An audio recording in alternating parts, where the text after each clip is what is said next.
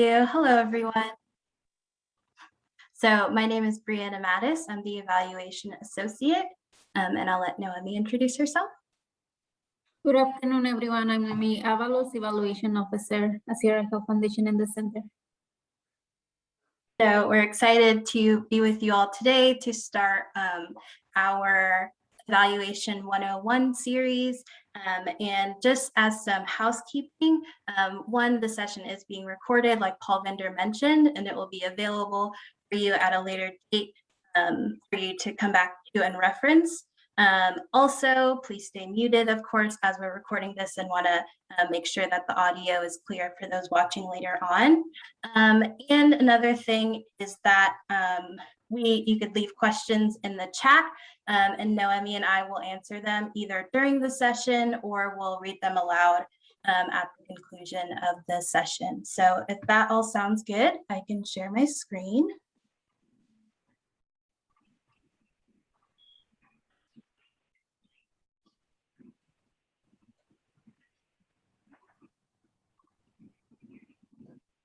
Does that look all good? Great.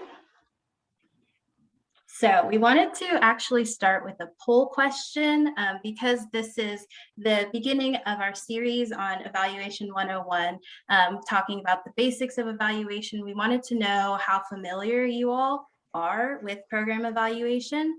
So we'll launch a poll here.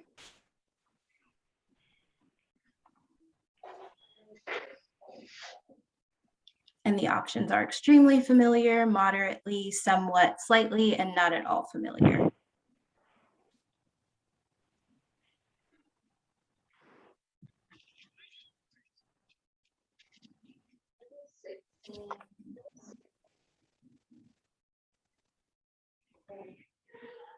Adrian? We'll wait a few more seconds for everyone to answer the poll question.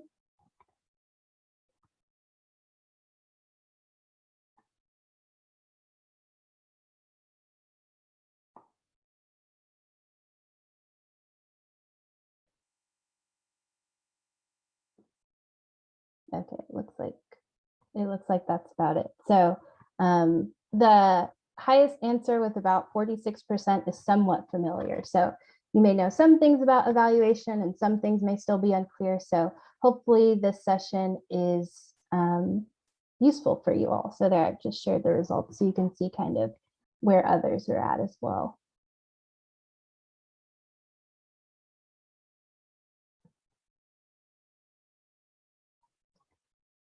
Great, so I will pass it over to Noemi to get us started. Thank you, Brianna. Thank you. Let's start with the definition of evaluation. Evaluation is a systematic and culturally responsive inquiry into the outcomes and operations of the programs. We are using this definition from Evaluate. We slightly modify it. Evaluation involves identifying important questions, collecting and interpreting data to answer those questions, and then sharing the findings with key stakeholders for the purposes of improvement of the program and to gather evidence of the outcomes. In other words, the goal of evaluation is to collect and summarize evidence that leads to conclusions about the value, significance, or quality of an effort. We use evaluation in our everyday life when making decisions. For example, this morning I had a doctor's appointment, and before I went to my visit, I took a moment to list the questions that I wanted to ask my physician so that the meeting with the physician was productive. And thankfully, my questions, I was able to communicate my concerns to the physician and my questions got answered. But what I was not expecting was that they offered me to get the flu shot. And so at first I was not sure if I was going to have enough time for the flu shot, but then I decided to just get it done. And so that was a result of the visit that I was not expected, but I was able to get. Now, when thinking about evaluation, when is the best time to conduct evaluation? The earlier that we plan and implement evaluation in the earliest stages of implementing a program, the better. Now, so that's always better to do it early in the process, but if for some reason you were unable to do it since the beginning, no worries, there's still time to conduct evaluation.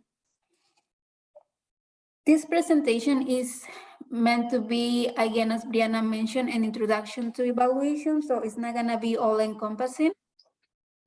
Next slide, please.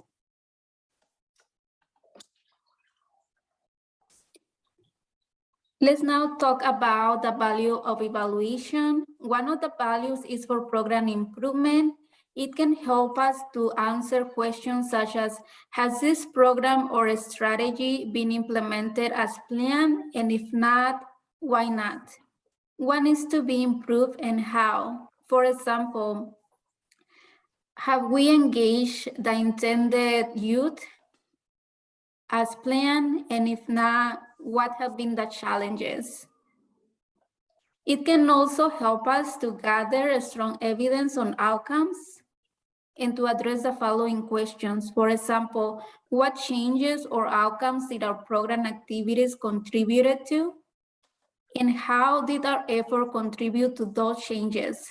For example, to what extent did our program contribute to improve skills in leadership among the youth that we serve?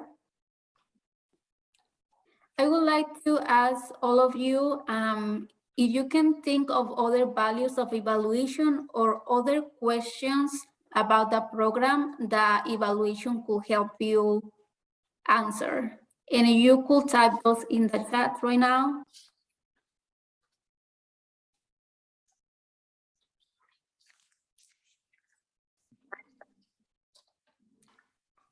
Or you can also unmute yourself.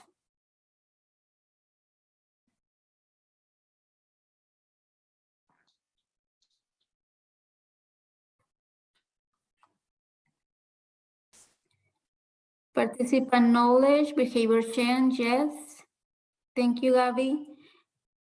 Programs pivot into youth-centered topics. How can we pivot it more into youth-centered topics?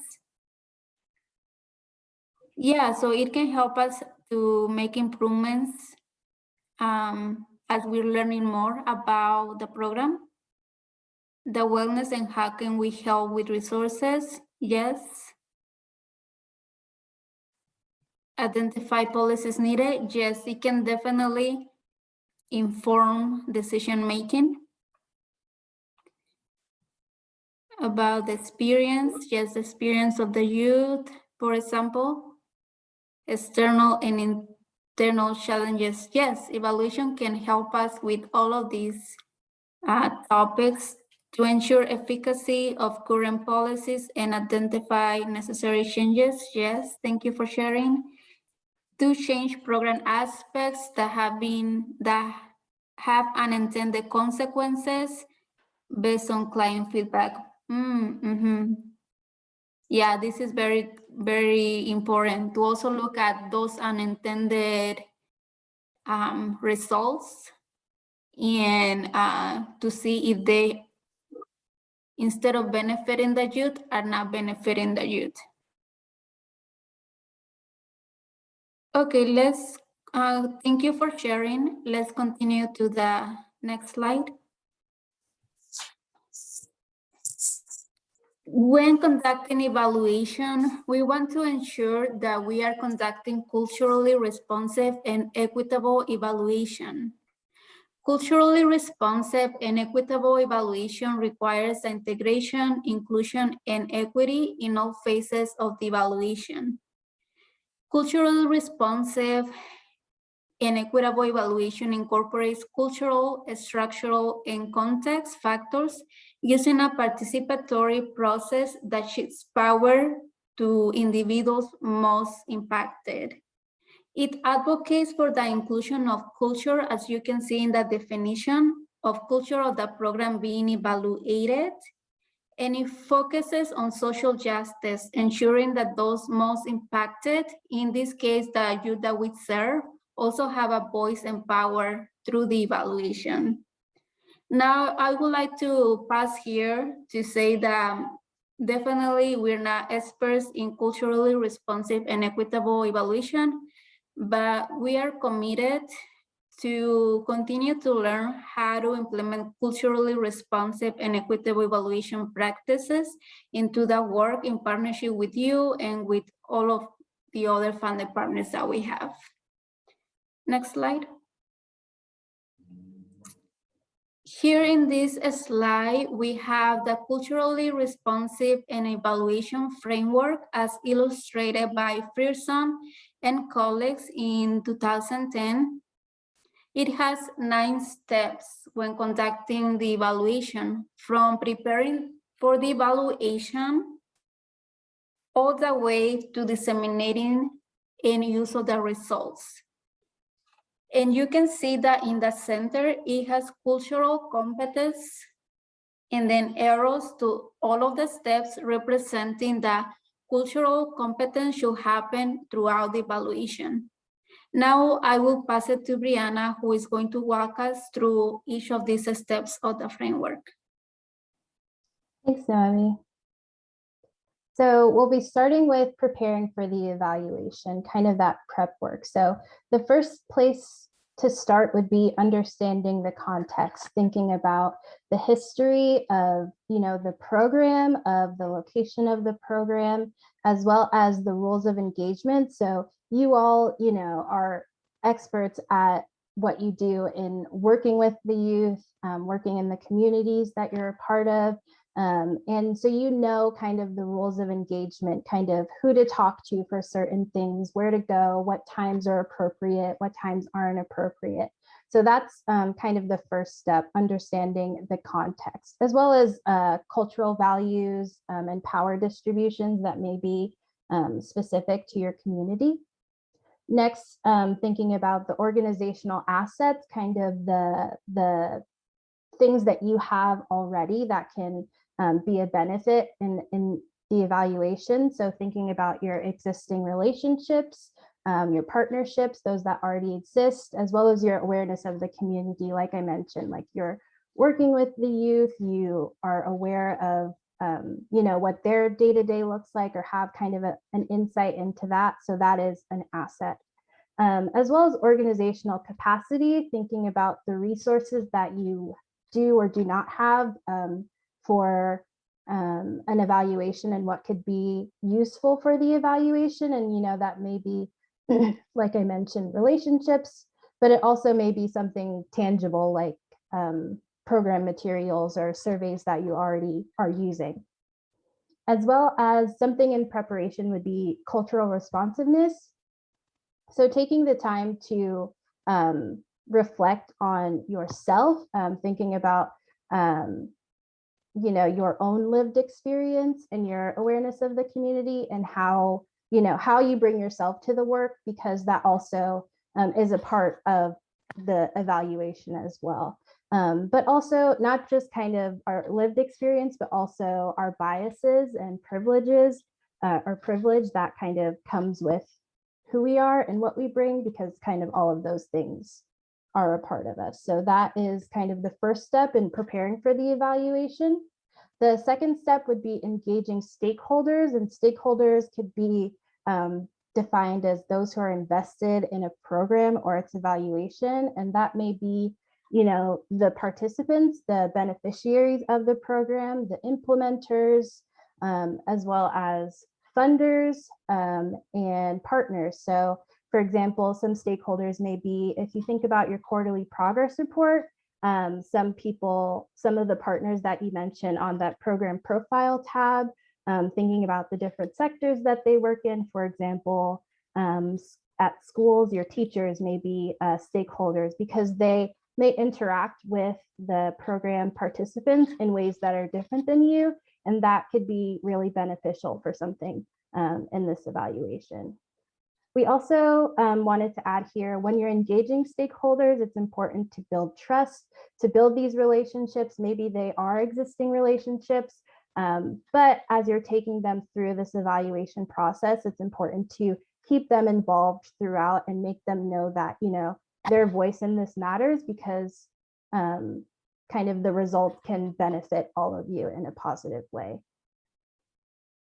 So moving to the next slide. The next two steps would be to identify your evaluation purpose or purposes, as well as framing the right question. So that is in regards to your evaluation questions. So you can think about kind of identify how the evaluation can benefit the program and the community. Think about why the evaluation is occurring or should occur, and kind of the benefits you're hoping to see. And some evaluation questions, some examples that we have here are, were youth satisfied with the delivery of the program? Or what implementation practices are associated with the successful completion of the EYC program by youth? And what were the barriers for completion? So you can kind of use the evaluation to find out more about, as you are implementing the program, what are the things that were working really well and that the participants responded to really well, and kind of have a systematic way of identifying, you know, what works and what didn't, and where the barriers were they, you know, like someone mentioned in the chat, were they internal barriers that had to do with, you know, maybe staff capacity, or was it something external, like youth schedules or kind of a shift in priorities or something? And then you can kind of work forward on where to move on from there. And the last thing for kind of the evaluation questions would be to frame the evaluation questions so that they're focused, measurable, and culturally responsive. So like we mentioned, evaluation is kind of a systematic inquiry into your program. So you want to make sure that the questions that you're asking are focused and measurable and culturally responsive. So if you're aware with the SMART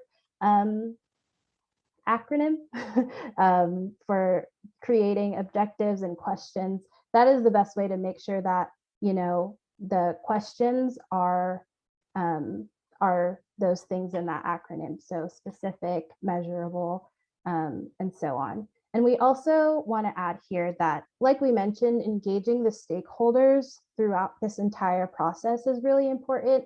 And when you're creating the evaluation questions, this is a place to ask those stakeholders, those people who touch your program in different ways than you do, about what they're interested in knowing, what are their kind of burning or priority questions, what do they really want to know, and make sure that that is something that can be reflected in these questions, as well as what you have the resources for, what questions make the most sense to answer for your program at that time.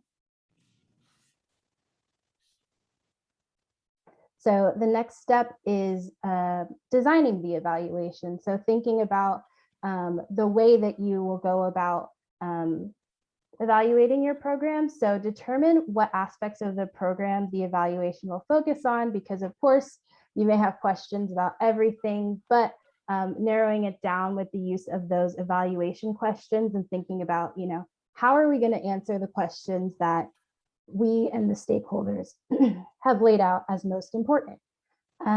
So we would recommend a mixed method design, and we'll talk about what that means in the next slide, but the inclusion of qualitative and quantitative data. So just to create a full picture, as well as the creation of a logic model. So a logic model is a visual description or kind of a roadmap that depicts the relationships between your program's activities and the program's intended effects.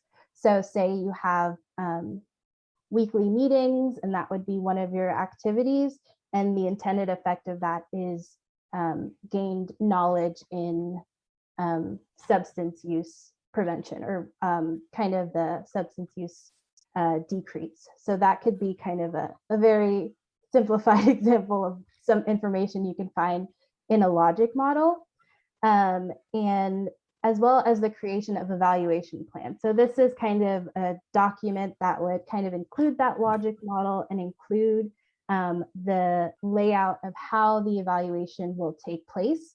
And this is just a kind of example of some of the information that would be included in an evaluation plan. So I just took that same question from the previous slide. So how satisfied were the youth with the delivery of the program? And I created an indicator. So say for this kind of cohort, you had a satisfaction scale where you asked about their satisfaction with the curriculum and the days that you met and the time that you met and all of these different things that go into, you know, the how satisfied they felt with the program. And that was something that was asked in the pre and post survey. So an indicator of that, so kind of like a completion mark of that, or something that you can look at, would be if they had, say it was a 5-point scale and you got a 4 or 5 on that scale. And that's just one example. And the data source would be for this example, a cohort, say the cohort was 3 months of participants. And so like I mentioned, how that data would be collected would be through that pre-post survey that's given at the beginning of the you know, start of the first session or somewhere in the first session, as well as the last session or kind of a conclusion session, so that you can compare kind of the change that happened throughout that cohort, as well as the youth listening session. So youth listening sessions is something that you all are, of course, completing, and that is something, that's an area where data is being collected and that could be used in your evaluation.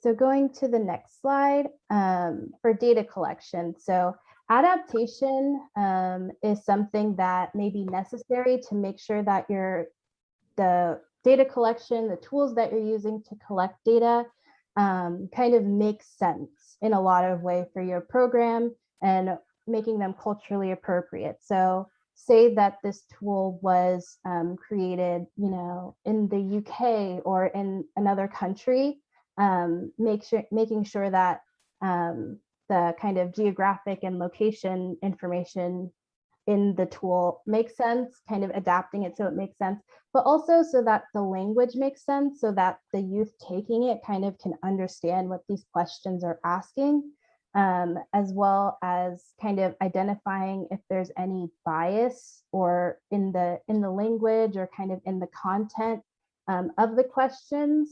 And like I mentioned, just making sure that things make sense. A lot of tools do get adapted from different languages, and sometimes that meaning could get lost in translation. So thinking about that as well. And then making sure that your youth will be able to understand the tool, the tool when it's given to them. So that is why we kind of highlighted youth engagement here. They are, you know, stakeholders in your program, and they can be engaged in the creation of the tool. So they can be like, hey, this question doesn't make sense, or this question is kind of offensive, and they could be the ones to kind of tell you the ways to change it so that they would make sense, you know, for them to take it. As well as for data collection, they can, you know, help. If it is an online survey, they can help share that with their networks as well. Or if it's something that's happening in a session, they could be the ones to kind of administer the survey. As well as something that's important when engaging youth in this data collection process is also building trust with them. So making sure that that you value their input, and that you know, they are adding to the tool and the creation and the betterment of the program at large. So this is another opportunity to communicate the value of the evaluation at large with the participants, and something that we, of course, recommend is providing incentives for their time, for their knowledge. They should be repaid. So some examples of data collection tools, right here I have qualitative and quantitative. So when I say quantitative, that means telling the stories with numbers or numerical data. This is good for when you're asking questions like what and how many. And so that includes surveys, which you may be familiar with and have used in your program, or poll questions, something like, we asked at the beginning of this, or something more formal.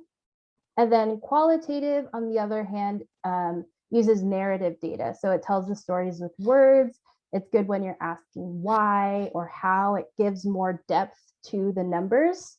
So things like, data collection tools for qualitative data include focus groups, which is similar to a listening session, interviews, which may be one-on-one, talking circles, which is kind of a different version of focus groups, but facilitated in a different way and giving everyone the opportunity to speak. And there's some kind of differences between those two.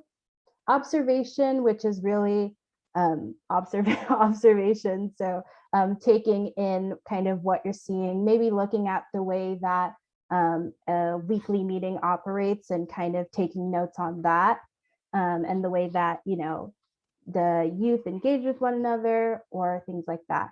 And then photo voice is a tool kind of where the youth are given a prompt and they get to go out into their community and take pictures to kind of answer that question. And you get to kind of see the answer to the question through their eyes. And photo voice is something we'll be talking about more in future sessions.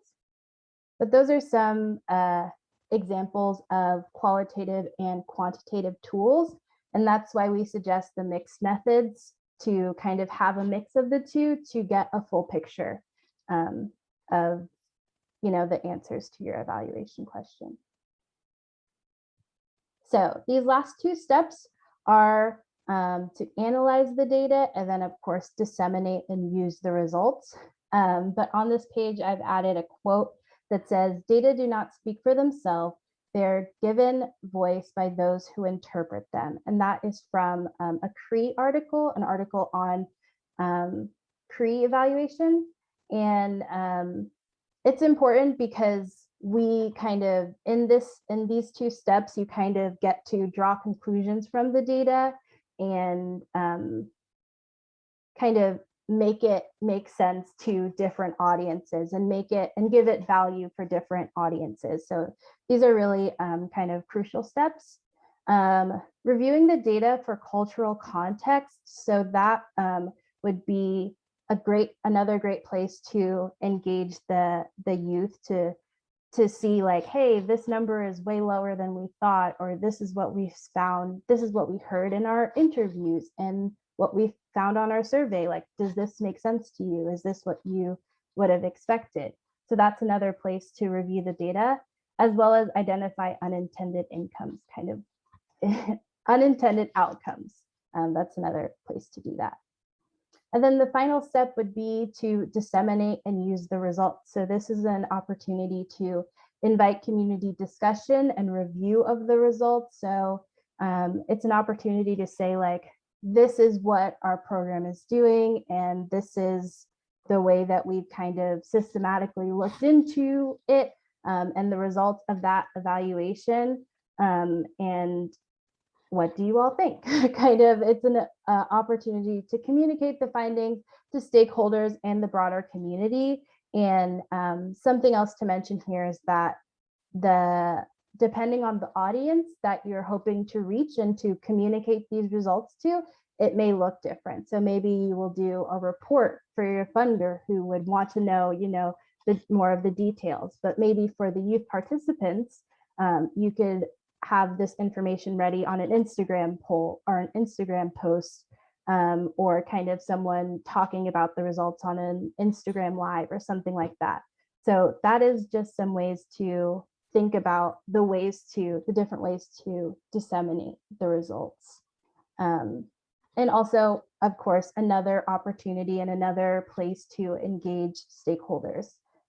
So like we mentioned, that's a big part of this whole process, working with, your partners and the people who touch your program in different ways to make sure that, the benefit is communicated to all of them. So those are kind of the 9 steps going through the culturally responsive evaluation framework. And this is kind of our introduction to the different parts of evaluation. So we want to kind of pause here and see if you all had any questions, comments, so you can put them in the chat or unmute.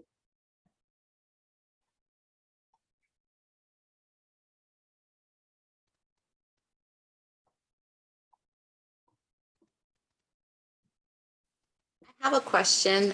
For me, when you talked about the acronym SMART, could you repeat what that stands for? Yeah, so it is, we don't have it written in this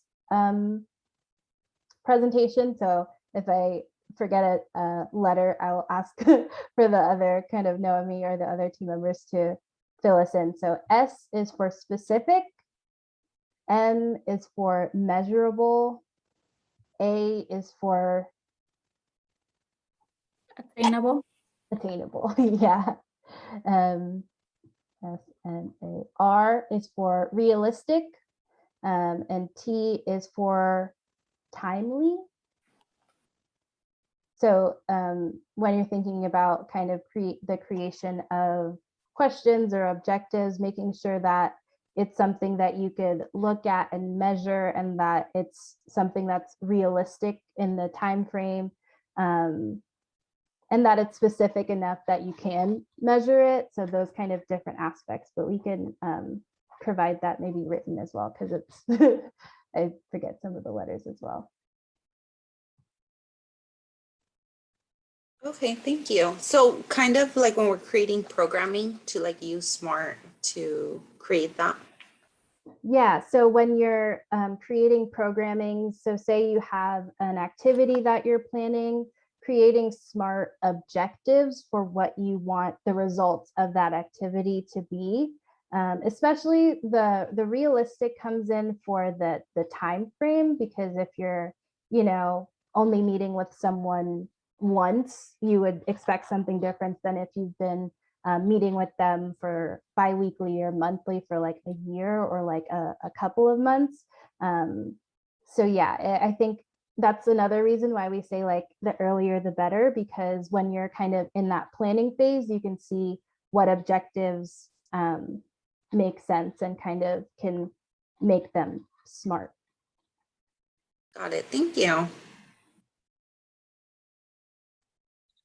And just a reminder for all of our partners, for those who are part of the standard track, so for cohort 1 and 2, the SMART objectives were included in your work plan in the application. So for those program staff, you may not be fully aware of it if your team didn't share that document of the application. And then for the capacity building cohort, this is the SMART objectives were included in your work plan that was submitted last month. And so also have an update on that in regards to review. So you should be receiving an email about both of those plans and the feedback on those. So when we refer to the SMART objectives, those are already drafted, but you're more than welcome to revisit those to make sure that they're still realistic and attainable.